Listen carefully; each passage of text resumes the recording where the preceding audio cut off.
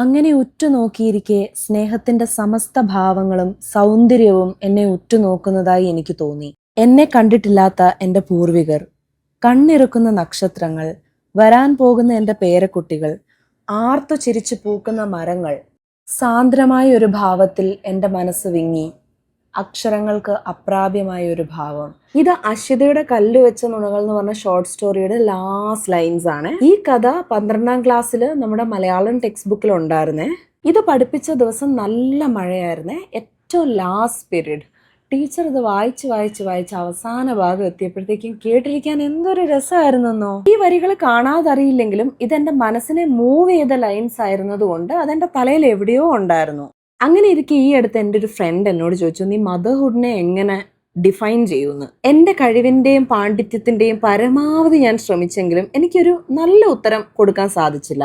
പക്ഷെ ആ ചോദ്യം എൻ്റെ തലയിൽ അങ്ങനെ തന്നെ നിന്നേ. എന്താണ് മദർഹുഡ്? അങ്ങനെ ഈ ചോദ്യത്തിന്റെ ഇരുട്ടിൽ തപ്പിത്തിരഞ്ഞ് നടക്കവെയാണ് ഞാൻ ഈ വരികൾ എപ്പോഴോ 2 ദിവസം കഴിഞ്ഞ് ഓർത്തത്. ഈ കഥയിൽ ഈ വരികൾ ആ ക്യാരക്ടർ അട്ടർ ചെയ്യുന്നത് മറ്റൊരു കോണ്ടെക്സ്റ്റിലാണ്. പക്ഷെ എന്നാൽ പോലും something about motherhood is very well described in those lines.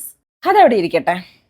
നല്ലൊരു ബുധനാഴ്ച. കത്തി വെച്ച് ഇന്നും ഉച്ചയായി. ലഞ്ചിന്റെ പ്രിപ്പറേഷനിലാണ്. ഇന്ന് കേർഡ് റൈസ് ആണ് ഉണ്ടാക്കുന്നത്. കേർഡ് റൈസ് വളരെ ഈസി ആയിട്ടുള്ളൊരു റെസിപ്പി ആണല്ലോ. എനിക്ക് ഭയങ്കര ഇഷ്ടമാണ് കേർഡ് റൈസ്.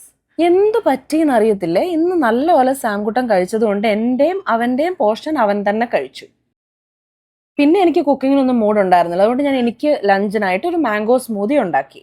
ഇന്ന് ഞാൻ വിചാരിച്ചായിരുന്നു കയ്യിൽ മൈലാഞ്ചി ഇടണമെന്ന്. മൈലാഞ്ചി ഇടൽ എന്നെ സംബന്ധിച്ച് ഒരു തെറപ്യൂട്ടിക് ആക്ടിവിറ്റിയാണ്. അത് എന്താന്ന് എന്നോട് ചോദിക്കരുത്. I love putting mehndi on my fingers. എന്റെ ഭാഗ്യം എന്ന് പറഞ്ഞാൽ മതി കേട്ടോ. ഞാൻ ഇത് ഇട്ട് എഴുന്നേറ്റതും കട്ടിലേ പോയി നോക്കിയപ്പോൾ എൻ്റെ മോൻ ഉറങ്ങിയിട്ടുണ്ടായിരുന്നു. അതുകൊണ്ട് ഇത് ഉണങ്ങാനുള്ള ഒരു ഗ്യാപ്പ് കിട്ടും.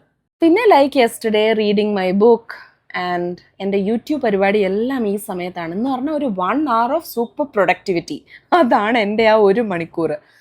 പിന്നെന്താ, like yesterday went to the park, did my workout. പിന്നെ ഡിന്നർ. ഇന്ന് ഡിന്നറിന് ദാൽ റൈസ് ആയിരുന്നു. ഞാൻ കുഞ്ഞായിരുന്നപ്പോഴെങ്ങാനും എൻ്റെ വീട്ടിൽ പരിപ്പ് കറി ഉണ്ടാക്കിയാലില്ലേ ഞാൻ കഴിക്കത്തേയില്ല. ഇപ്പൊ എൻ്റെ വീട്ടിൽ എല്ലാ ദിവസവും പരിപ്പ് കറിയാണ്. ദിവസങ്ങൾ ഇങ്ങനെ പറക്കുക അല്ലേ. എങ്ങനെയാ ഇതിങ്ങനെ ഇത്ര സ്പീഡിൽ പോകുന്നതെന്ന് എനിക്കറിയില്ല. ഒരു സാധാരണ ദിവസം ആണെങ്കിലും there are so many things to feel grateful for.